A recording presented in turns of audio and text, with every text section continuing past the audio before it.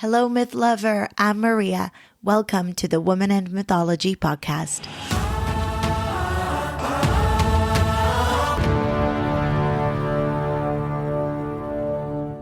Descent is pathologized in our Western culture.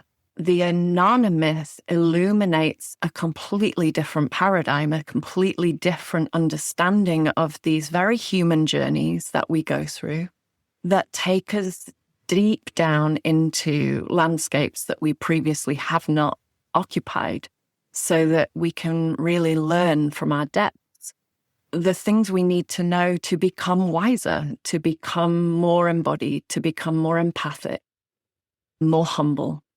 And it's very countercultural in that way and desperately needed, I think. Mythmaker Podcast Network. Hello, myth lover. Welcome back. This episode is an invitation back to the heart of every woman. In the past months, I've been thinking a lot about descent, not as a concept, but as a lived experience. The moments that dismantle us, that ask us to let go of who we've been, that take us into places we didn't choose and often don't understand. And yet, they are part of the rhythm of a life lived in depth.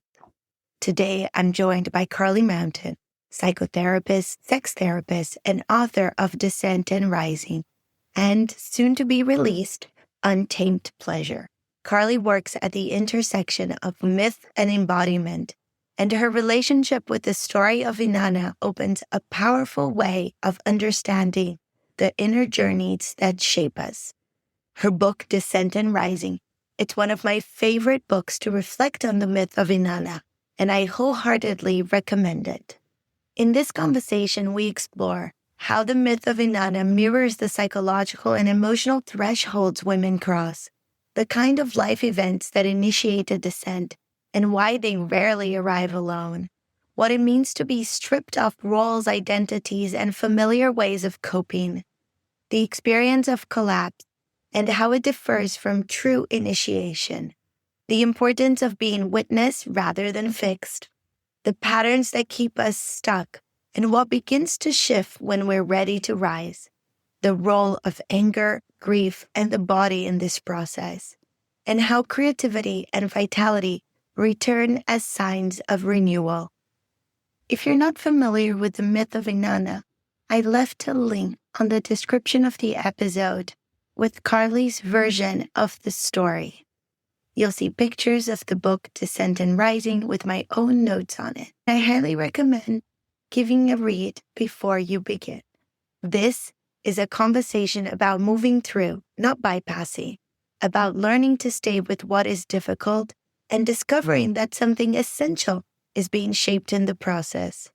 Whether you are in your own cycle, whether things are falling apart or slowly coming back together, I hope this episode and conversation meets you there. Let's begin. Hi, Carly. Welcome. Thank you so much for being here with us. Thanks for having me. I want to begin by asking you, why the myth of Inanna? How did you choose this myth, or did it choose you? I discovered the myth through a woman called Linda Hartley, and I had done some embodied work with Linda. She works so beautifully with myths and somatic movement and inquiry. And I bought her book as part of a Laloba retreat that she had held. And I discovered the Inanna part, and it was like reading a map of my own life. And I just couldn't believe that this myth was over 4,000 years old. And yet it was like the map of what I'd been walking, but I didn't have a map for it. So it was a real moment of clarity and nourishment, and just set me on a path of wanting to know absolutely everything about it that I could get my hands on. I was so hungry, It was like, give me more of this. I need to know, I need more of this. And you did discover quite a lot. And in your book, you bring so much to us. It's such a gift. I'm wondering, what do you feel people most misunderstand about the descent, and what does the myth of Inanna illuminate and brings to us? Sure. So a word I use a lot in the book is consecration. I feel like this myth consecrates the journeys that we go through. It makes something sacred of them. It kind of roots them in a cyclical wisdom that I think often gets lost because our culture is so obsessed with ascending, with light, with success, with the linearity of art. And so I think what often gets missed about descent, I think descent is often viewed as something to fear, something to avoid, something that is a bad thing. Descent is pathologized in our Western culture. The Inanna myth illuminates a completely different paradigm, a completely different understanding of these very human journeys that we go through that take us deep down into landscapes that we previously have not occupied so that we can really learn from our depths the things we need to know to become wiser, to become more embodied, to become more empathic, more humble. And it's very countercultural in that way and desperately needed, I think. I agree with you. It is desperately needed. Yet, sometimes there is the glamorizing of the descent. It isn't, as you were saying, a problem to be fixed. It is a process to be lived and also not to be pathologized. What are the first signs someone has entered this underworld phase, this descent? So I feel, and in my own life, it was a series of very difficult changes that were happening for me relationally, in my work, in my body, in my spirituality. And so I feel like it's usually not just one thing, but there is often one big catalyst. So it could be a loss of a relationship, a bereavement, being displaced from where you lived or moving countries, those kinds of things. The things that really shake the ground we thought we were standing on and land us somewhere completely unknown and unexpected. And I think that's what's so difficult about the descent. I might describe it as a multi-pronged attack in some ways, because the changes seem to come from many different places, but there's usually this one big catalyst, I find, that sends us down into the underworld. So, yeah, and it really rocks our sense of identity. I think that is a really strong part of it. You know, the coping strategies that we may have relied on for our lives up to this point, the sense of self that we have built, somehow starts to crumble and dissolve. And that makes it feel incredibly difficult, because what do we do to cope then? It's a big question that comes up in this process. This resonates so much with me because I've experienced not one, but several descents I think we go through as a cycle. And every time it is a little bit different. It's never the same with the same intensity, for the same reason, or with the same catalyst. My most recent one was through motherhood. Becoming a mother, changing countries is in the middle of it. And it was such a big shift of identity and trying to figure out this new self. You ended by saying it's about also figuring out how to cope with it.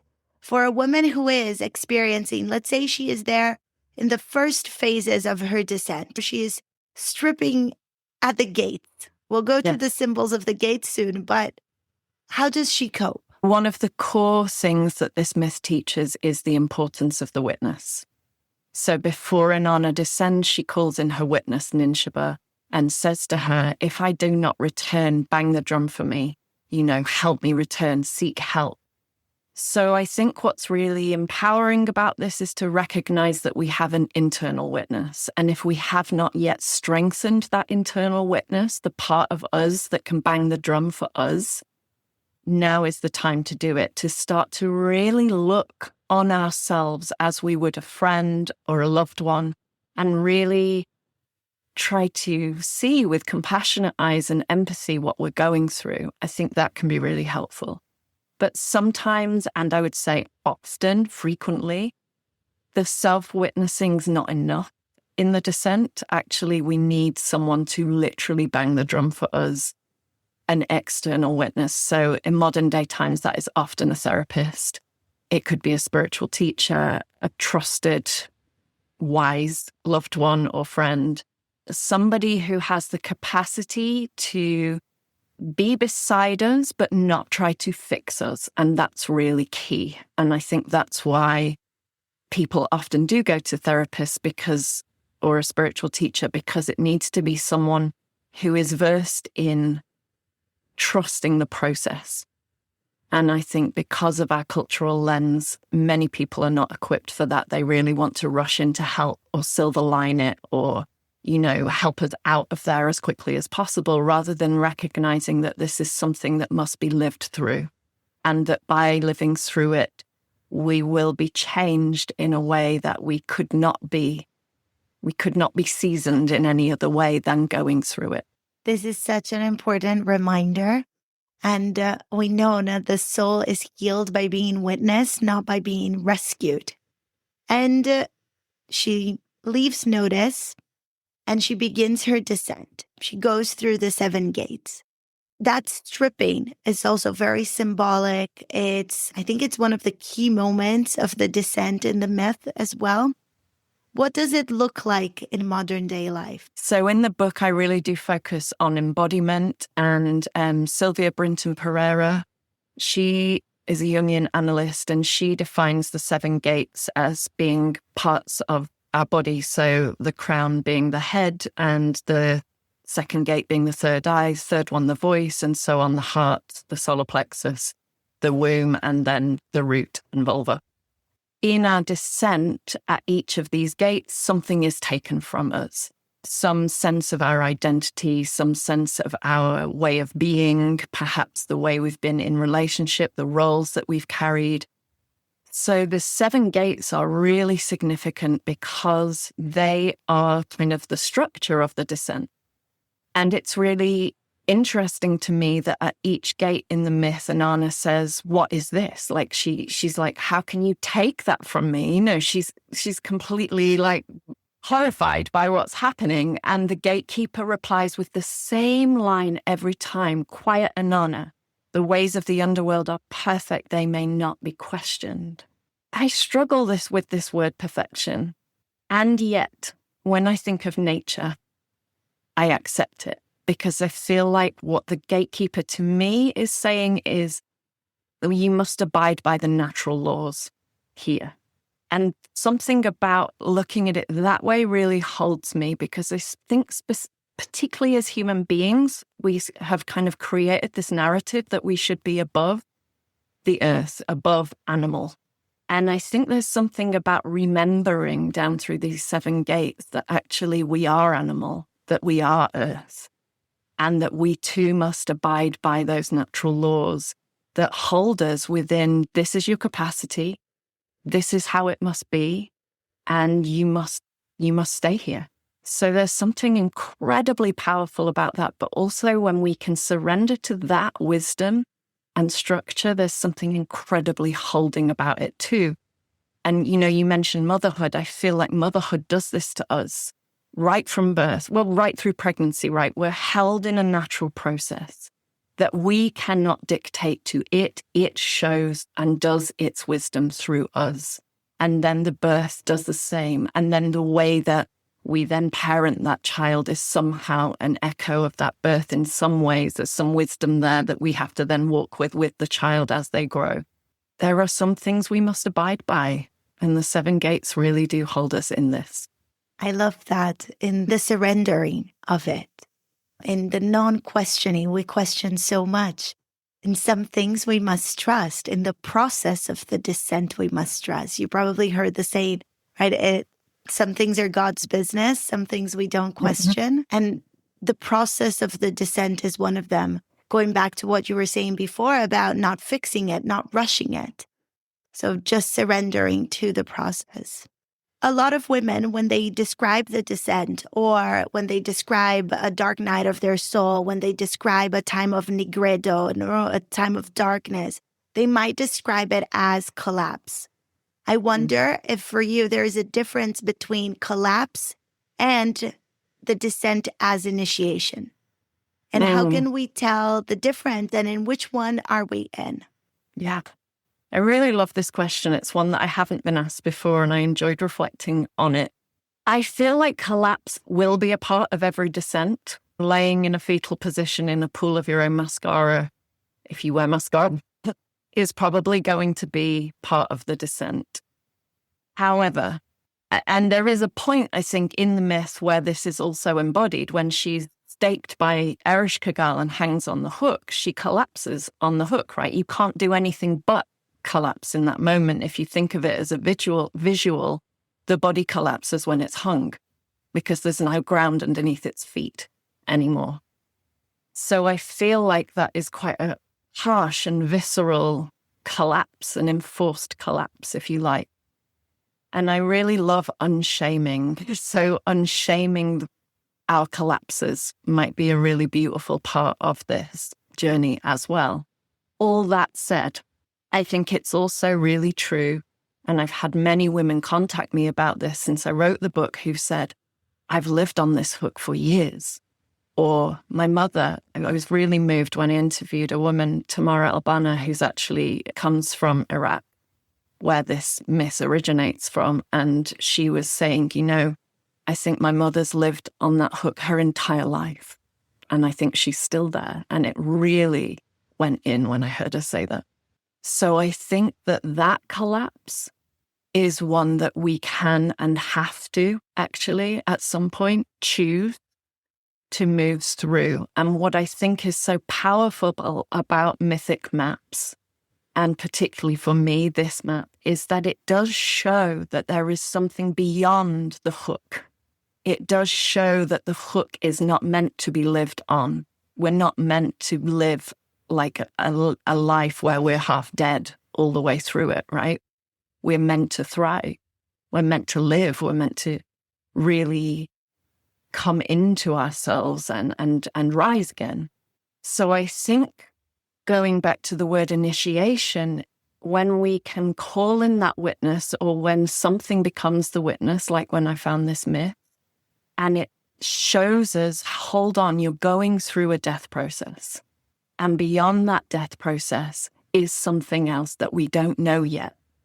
But it is something will rise, just like spring comes. Spring will come. Spring is supposed to come. I think it consecrates the journey, but it gives us a cyclical map to understand that this is not ever. And so that for me is huge. And it's interesting because there's one more thing I kind of want to say about this is I think the collapse is like the hopelessness.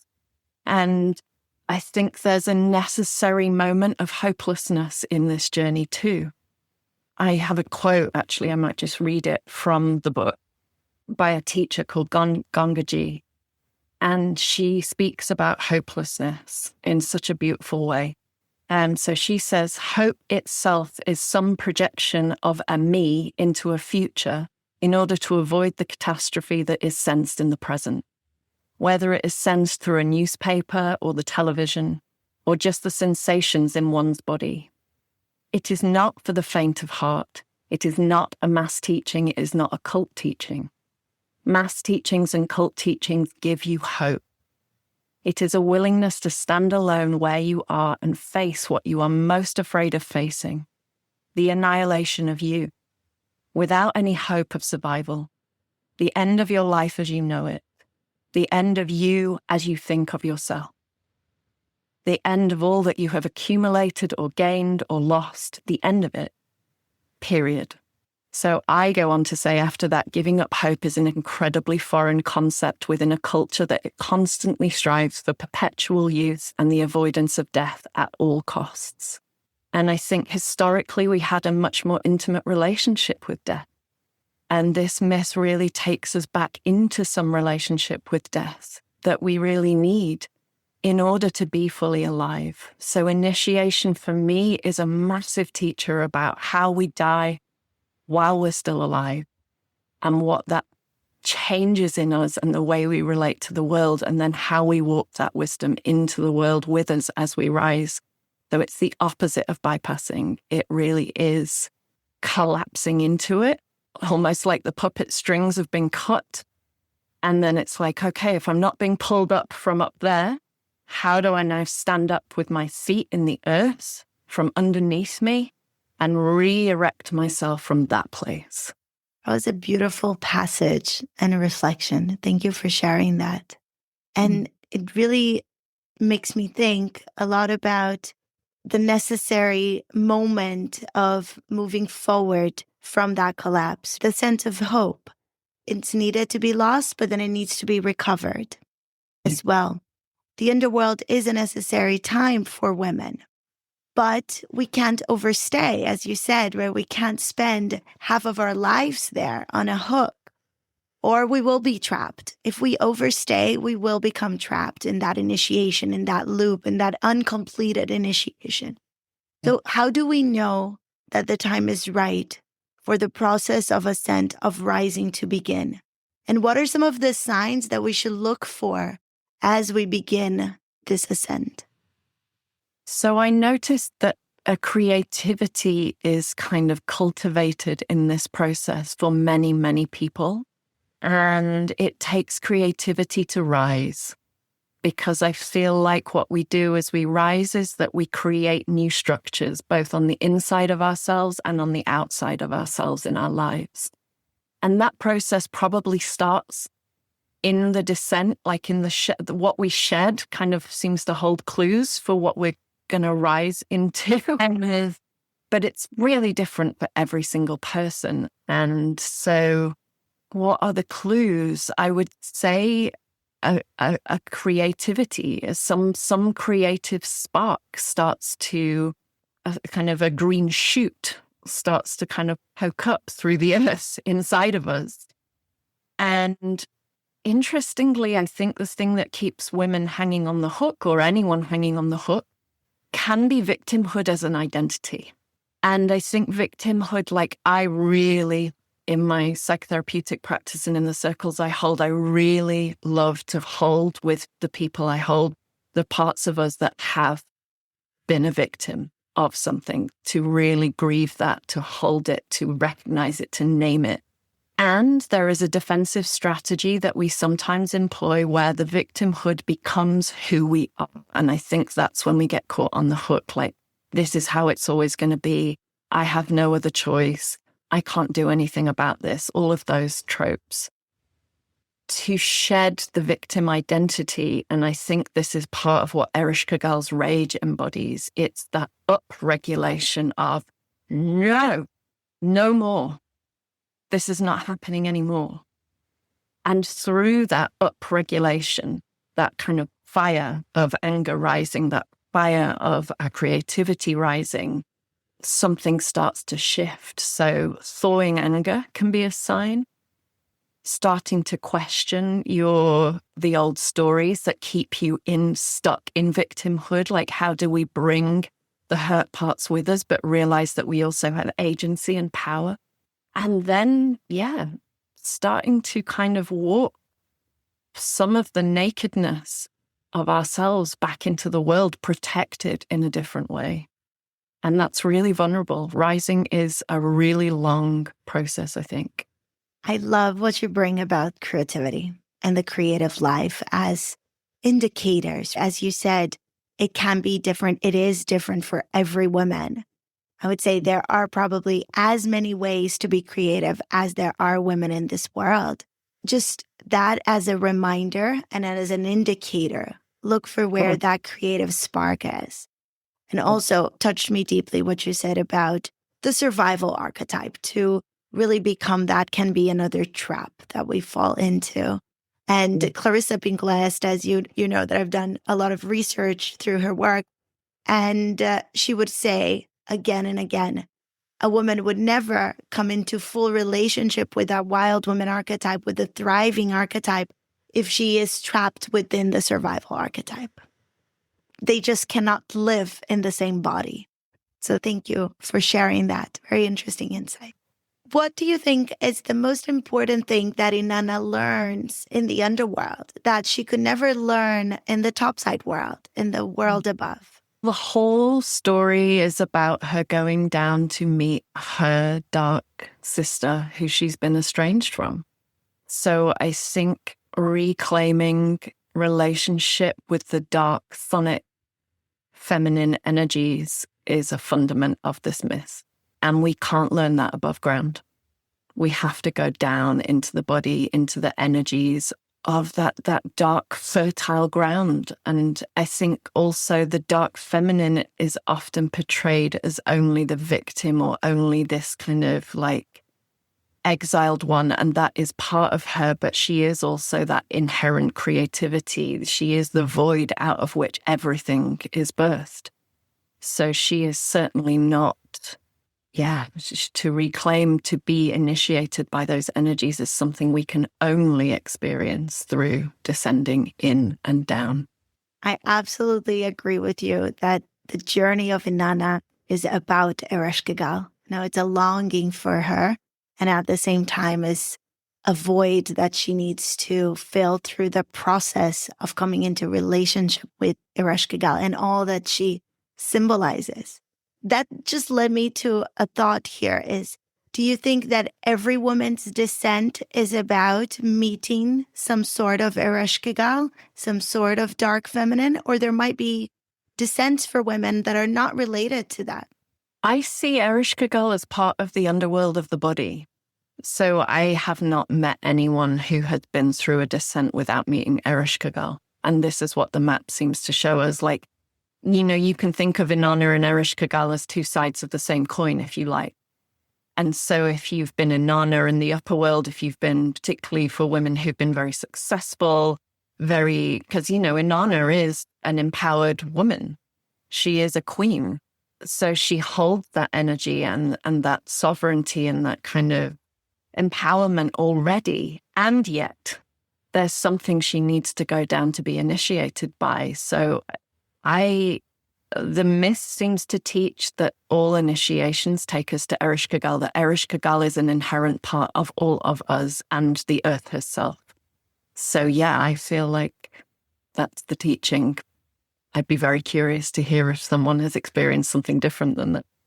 Thank you for sharing that. It's just a thought that came to me. So I'll also be mapping as I work with different myths to see if something else appears, and I'll send it to you if it does. Yeah, please But do. I love what you talked about, the body. It's a descent into the body, and your work points to embodiment. And where do you see women trying to descend from the neck up, in a rationalized way? I am a psychotherapist and a sex therapist, and I do work in an embodied way, but sometimes I find that though people know that about me, they might still show up mainly in their mind when they come to me. So trying to do the descent and kind of understand it and process it only with our minds. So the tendency to kind of really, use the mind as the way of being with this journey. Yes, we need our mind. Yes, we need the witness, but it isn't the one that does the to-do list. It isn't the rational. It isn't that left brain kind of place that is really going to help us to walk with this in a real way. So it's really fascinating to me when I see people really trying to work it from that rational place. And what I find repeatedly is this myth calls us down below that. So that can be really uncomfortable. And it's a huge defensive strategy that's very praised in our culture, right? To be very heady, to be very rational, to be very intellectual about it. And myth sometimes really encourages and really attracts those kinds of people as well, because there's a lot for our brain to get hold of in this realm. So it's really attractive to our minds. But ultimately, we can only get so far with talking on just our heads. We live in a body. We are a body. We are connected to the earth. And if we want to descend, we are going to have to go there eventually. So it's just working with that defensive strategy long enough that trust is built in the relationship. And then something starts to shift. The body starts to be included more and more is what I find. And a woman who does experience the descent, let's say from the neck up, what would you tell her to do? If there is a woman listening who feels that she has approached the descent, reflected on her descent, experienced her descent in this rational form? I think it's quite unlikely in a way that you would experience this only in your head. I think there's always going to be an embodied experience going on, even if she has not yet been able to acknowledge that to herself. So I guess for me, that would be about calling in the witness and getting really curious, like, what am I experiencing in my body? Am I over-exercising, for example, and calling that a positive thing? So sometimes when we're very stuck in our heads and we are trying to deal with dissent with the coping strategies that culture praises, we'll do things like over-exercise, overwork, be very successful. Those things can be a way of avoiding the dissent that is happening inside of us. And because they're praised, often we think we're doing a good job, not really realizing that actually the thing we're doing is leading ourselves to burnout. And it's often when burnout comes for those people that they haven't enforced these are the laws of the underworld that may not be questioned moment. So I would encourage anyone who identifies with what we've just said to start to really get curious about the coping strategies you are employing and whether they are really nourishing you. And yeah, I mean, that's why I think I created a course to go with the book that's on demand on my website, because I really wanted to provide something for people to work with. And I've had a couple of people say to me, gosh, that book is like kind of having like a workshop in a book. So there's loads of exercises inside of the book as well that really are aimed to support you to inquire about your body, to journal, to feel in. And it can be really simple things, because I know for some people going back down into the body is really scary. Getting on all fours and rocking backwards and forwards, really simple. Putting your hands on your body and feeling your breath. Journaling, because it slows us down. It's different than typing, right? And it's one of the first somatic things we learn as children. So it takes us back to a really formative pattern of movement.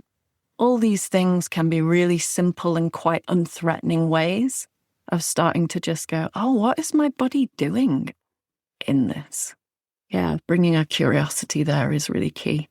These are great practices, so simple, but so needed. I feel sometimes we assume that everyone has a very nourishing and slow and gentle life, but it's what you said.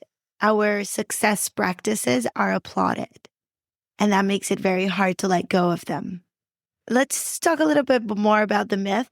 And how do you work with Ereshkigal in your lens? I know you've talked a little bit about her already, but if you can elaborate a little bit more on who's Ereshkigal as an archetypal figure, this mythic figure, and which are the parts that we must come into relationship with.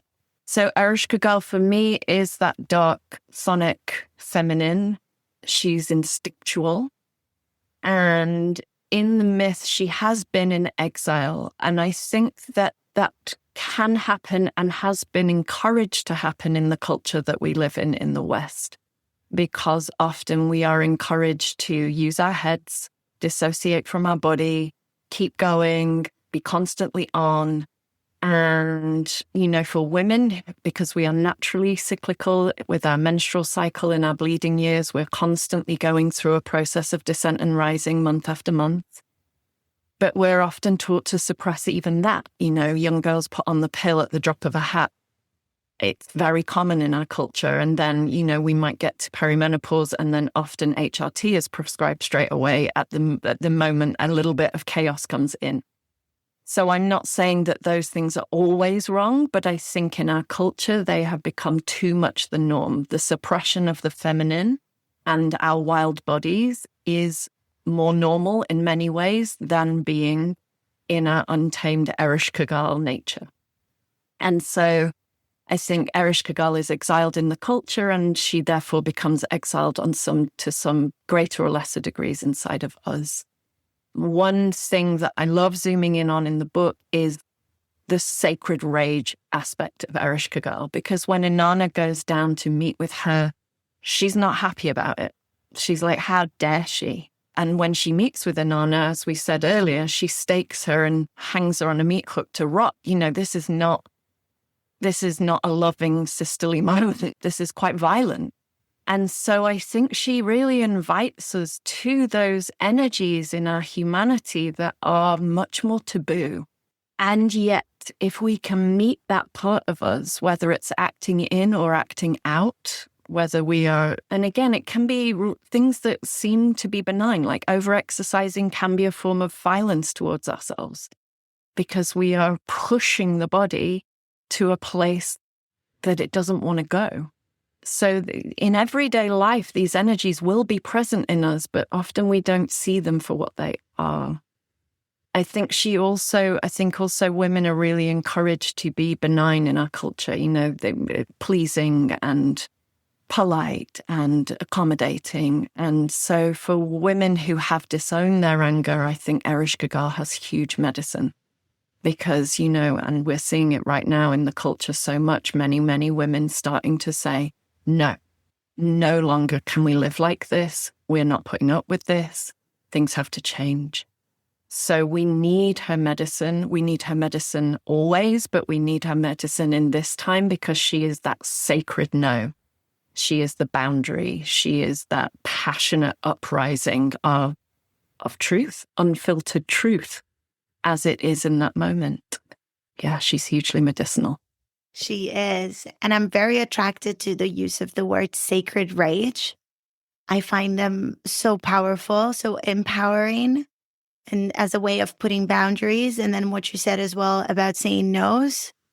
And how important that is for a woman, because when we say a no, we say a yes. It might, for a woman who's starting to say her no's, it might bring a sense of guilt. But then shortly after, I think she already experienced a sense of freedom, a sense of joy even, some kind of relaxation that comes from that. Could you speak a little bit about the role of grief? I feel when we were talking about the descent and you were saying it's about shedding an identity and embracing another or being in that liminal space until another one is formed, that new self is formed. So there is that grieving of an old self, grieving of what was not given, of what experiences came. There is a lot of grieving in the experience of the descent. And I'm wondering your thoughts on grieving. And how can we experience grieving without that feeling of self-improvement and just as a process for the body, for the soul, a process of healing, of honoring? Yeah. So for me, grief is like the connective tissue of life in many ways. And I think it improves us as human beings because it puts us into contact with the preciousness of the things that we loved so dearly. I remember when my grandma died, I feel like I learned so much about her and myself and my relationship with her in her absence that I couldn't have known when she was alive. And that was part of the grief. There was an intimacy that grew between us in her absence. And I wouldn't want to be without that, even though I miss her dearly. So grief is really quite feral territory. I think it takes us if we allow it. And if we allow it to take us, it really is a place where we can make love to life at a much deeper, more treasured, stripped back place. Yeah. I'm sorry about your grandmother. It was quite a long time ago now, but yeah, thank you. I lost my grandmother last month, actually, in January. And I resonate with what you say about grief. There are things that I am learning and I am seeing about myself, about her, about my mother, about our family, and this maternal lineage is the mother of my mother, about our entire maternal lineage. It's almost like it's been poured with grief, and it's only possible when it's soaking in that. And with that as the fertilizer for what needs to be seen, be seen. Yeah. I wonder, and that this is a personal question, but maybe there's someone listening who might resonate and might feel this is useful to them. But my mother lost her mother. I lost my grandmother. It's different. The connection is not the same. Yeah. My mother lost her mother, and she's coming to visit me, and I'm going to be here with her. And I wonder what a woman who is grieving needs from another woman. Well, again, I feel like there's something about this embodied in the myth, because it's only when Ereshkigal has staked Inanna that she starts to feel her pain. And she's in the underworld and she's going, oh, my belly, oh, my heart, oh, my back. And these little creatures, the cougar and the Galater, they've been sent by Enki, one of the sky gods, and they come down to her and they repeat back to her, oh, your belly, oh, your heart, oh, your back. And that's all they do. They just reflect back her pain. And I think that's such a profound teaching about how just having someone sit with us and say, God, that must be just so hard for you right now, or my heart is breaking with yours right now. And again, not trying to fix, but simply the willingness to be with inside of your grief. I don't think grief was meant to be done alone. I mean, we do grieve a lot alone. But, when I see in other cultures, people going out on the streets and grieving together and really expressing grief in that way, mourning, keening, it's something that we've lost in Western culture. And I think that actually grief needs company. So yeah, that moment of empathy with Ereshkigal, I think and that is what allows her to give Inanna the food of life and the water of life to be rebirthed. So it evokes Inanna's compassion and empathy. So empathy and compassion are such key parts of this and desperately needed when we're in grief. These were so important for me to listen, and they really touched me. Thank you so much for sharing that. Yeah, it's such a poignant time, and really glad that you and your mom are going to have that time together. Thank you. Me too. We talked a bit about grief, but then returning to that sacred rage and other qualities that Ereshkigal holds that feel very wild. What does not being tamed, being in that wild state, look like when it's mature, when it's not reactive, but it's a mature way of being with Ereshkigal, being in rage, holding those qualities? Yeah. So for me, when we are truly untamed, we are not being reactive to anything. We are just being. And that's, for me, the nature of being untamed, is the ability to be as we are in the moment, whatever that is, whatever it looks like. And I think so often we don't live from that place. And there are good reasons why. We need to be able to live in it together with each other. So we can't always be just doing whatever we want whenever we want it. I get that. So my new book is called Untamed Pleasure. And so I spent a lot of time over the last three years exploring what is untamed, what's the nature of it. And the place that I've really arrived at is it's the ability to be where we are in the moment, in presence. And if we are there, what will unfold in that? It's a real unknown, but the presence part kind of holds the human consciousness with it, so that we're not going feral, we're not being animal, we're not unconscious. I don't think untamed means unconscious. I think it means bringing together our consciousness with the untamed presence. And that is being for me. And it's really beautiful. And I feel like that's the wisdom that we can forage for as we rise and keep practicing as we rise. That's such an interesting perspective. I really love that you brought the word present, because for me, present in some ways, it also feels like integrated. And so we are not reacting, but we are in that moment, not with all those puppet lines coming from the past, traumas from other things. And even if those do get activated as a part of it, to kind of, I think the descent really helps us to learn about those parts and start to, like you say, integrate them so that we can take responsibility for them, so that even if they are there, perhaps we can say to the other, if we're interacting with another, gosh, I'm really feeling that part of me. And I'm really, we can name it so that it's included. And then we are being really present. So yeah, I love the word integration that you bring in there. I think it's so key. Yeah. Thank you for sharing that, Carly. So Inanna doesn't rise alone, right? There are helpers. You just talked about them as well, the Kugura and the Galatur. And there is the role of community. In the beginning, you talked about Nujabur as well. And there's a moment in the myth where she realizes she is looking for all the wrong gods. She is searching for the wrong gods. She is asking for help for the wrong god. And I wonder, and that sentence resonated with me so much. I feel it's so true to us today.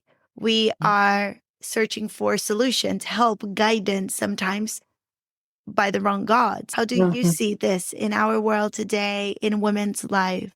And then if you can add a few words also in the right gods, Enki, and what that looks like in our life. Yeah, so knocking on the door of the wrong gods, I think it touches into what we were speaking about earlier a little bit around the old coping strategies and also the ones that we've been socialized to go towards, the ones that are praised. We don't often want to go towards the coping strategies that are taboo or not allowed or shamed by the culture.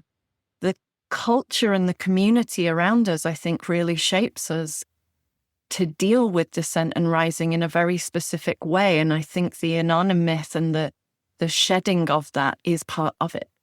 So the Kugura and the Galatur, they empathize with where she's at just regardless. They don't have any judgment about it. It's like the right God, if you like, is the loving witness, the one who will not judge you for where you are and what you're going through, but will simply be with you in it.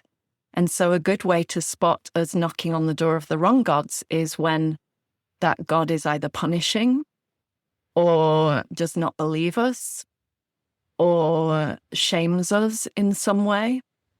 And I think really sadly at the moment, this is really up in our culture with what's happening with the Epstein survivors and the way that the people who are actually in power, who are meant to protect these people, are actually denying everything. And this is like what the sky gods do. They deny, they obfuscate, they deflect. They will do anything to stay on their thrones. And so I think that's being revealed in our culture in a whole new way at this time. And powerfully, there are also on the counter of that many Kuguras, Galaturs, and Enkis who are coming in and saying, we see you, we hear you, we are with you. And it's really, I've got goosebumps actually talking about it because it just moves me so deeply to see the witnessing that is beginning to happen in the culture and the meta culture that we're living in. But God, have we got a long way to go. So the final piece in the myth is compassion, and that's embodied by a character called Inanna. So if we're knocking on the door of the wrong gods externally, I guess the question that comes in for me and the thing I really had to cultivate inside myself was the compassion for self, particularly when I stumbled, got it wrong. That we're very imperfect when we're going through descent and rising. And so even if the external gods, whoever or whatever they might be, are in denial about this, how do we cultivate that internal compassion? How do we suffer with ourselves enough to support us, learn to support ourselves to rise, learn to create different structures on the inner and outer that support us? And I find that we seem to attract, it's certainly been the case for me, I've attracted a community that will support me through the process of descent and rising. And that's been one of the biggest gifts about the process. I have people now who really can stand by me in this territory, and it's beautiful. The role of community, it's such a healing role, and we have lost it, but then at the same time, I think at least women are recovering it. I do see women in the process and just putting great effort in building community around them, however that looks like for them. Sometimes, it's just 2, 3 best friends. And then sometimes there are larger groups that go around something, a theme or something that they connect. You mentioned now the role of self-compassion, right? The sister of Dumuzi. But how about Dumuzi? His refusal, the husband of Inanna, his refusal to descend, his refusal to surrender. Can you share a few words about him and what does he look like for us women? So internally, he is probably the part of us that likes our success, that likes the throne that we've been sitting on, even if that throne has come with a lot of sacrifice. He's the rational part, the one that wants to figure it out through that rational, more left brain kind of way of being. And he doesn't want to be in chaos. He doesn't want to be in the mess. On the outside, for many women, and I hear this repeatedly, he is often a male, sadly, but can also be females who are very much in their kind of patriarchal masculine conditioning. The one who would rather not look, not empathize with, cannot see and acknowledge what we are going through, just cannot be with it because it threatens their own sense of self. So the one that would rather stay above ground, let's say. I resonate very much with what you said. And how about that moment in the myth in which he's running around like a coward? I find it quite comical. No, it's a bit comical, that part, because you have this king being so scared of something that there's a woman there offering herself, right? His sister is offering herself. Inanna just went and returned more powerful, more knowing. And there's so much fear in him and so much distrust, I think, as well. Yeah, and I think we really see this in men, in the immaturity of many men who have not. I think one of the things that men exile is their emotions. They are really socialized to be the man, inadvertently. So when they're faced with women who are in their emotions, in the descent, in the mess of it, who are willing to go there, I think it can be really threatening for men. And I think I kind of see Dumuzi, like you say, it's quite comical, but it's also quite childish, right? It's like, I'm going to run and hide. It's like hide and seek almost. And I think it really personifies that part of men that is really immature and really wants to run for cover, cannot bear to feel what he feels because it's been so exiled. The beauty of Enki is that he's gone there. He is the mature masculine. He is what's possible when a man really allows his heart to be a part of who he is and allows chaos to school him. And I think we really desperately need this, which is why I think this myth holds so much for men as well as women. Because actually men do also descend and need to descend. So yeah, I think there are a lot of women doing this work and there are a lot of men avoiding it, sadly. All that said, I have a beautiful husband who's doing the work and I know many men who are doing the work. I had a beautiful elder male therapist who held me in my descent. And, I just hope more men dare to go there because actually the pleasure and the aliveness that comes from it, both in the relationships for men who are in relationship with women, but also for men just in themselves, is huge, actually. I hope so too. And, I have a daughter and a son. And I thought that I would be so worried about her. But the truth is, I am very worried about him. Yeah. Because we are given tools. We are given permission, let's say, to explore different areas of ourselves. At least that's what I found among women. And I feel that it is, as you're saying, it is harder for men to find those groups, to allow themselves to go there. Patriarchy is hard on them too. Yes. So It's very interesting to notice this. And I hope for more men to do the journey. But after the descent, a woman who has gone through the descent and the rising, what changes in a woman's way of life, in a woman's livelihood, in the way that she approaches herself and life? Work, relationships, creativity, motherhood. What are some of the common threads that you've seen with women who have completed that initiation? So I feel like women that have been through this start to really live their own lives.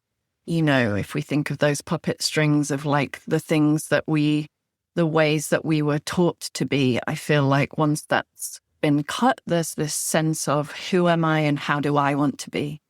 So the way that I interviewed a few women for Descent and Rising, and the way I picked them out and approached them was because of the creative work that they were doing in the world. And the way they were doing that creative work, I could spot. I was like, oh, I bet she's been through the descent. Oh, I think she's been through the descent. And I approached them and they all were like, oh yeah, let's do living that.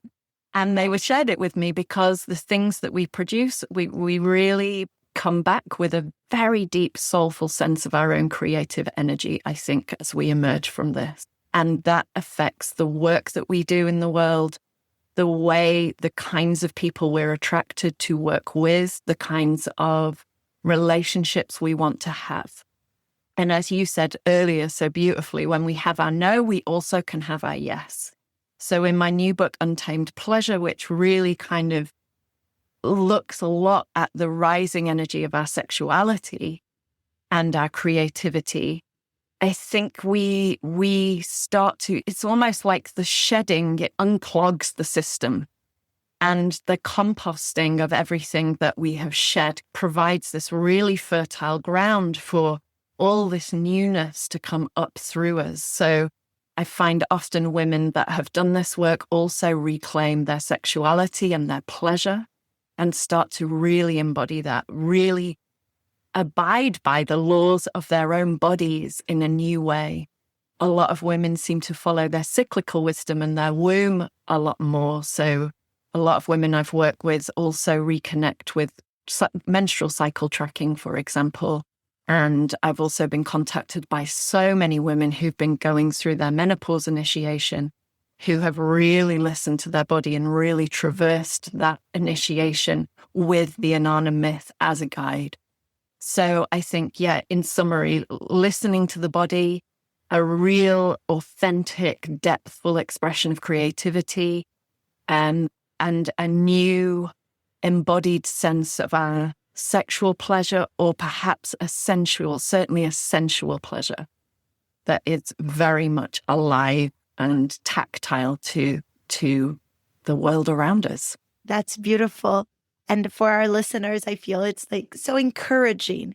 If you are resisting a descent, if you're there in the descent, if you've experienced it and you're now witnessing yourself in that state, it's such a wonderful thing to listen to and either recognize as your present life or as that spring that will come, that knowing that the alchemical process will be complete as well, and that will come, those feelings. Let's talk a little bit about your upcoming work, if you'd like. Yes? Yeah. So your work with psychotherapy, what does that perspective reveal about how culture shapes female desire and permission to feel, to be? And what are some of the things that you bring in your new book that might answer that? So I think the thing that often leads us into a circle or into therapy is the moan from within that calls Inanna to the underworld.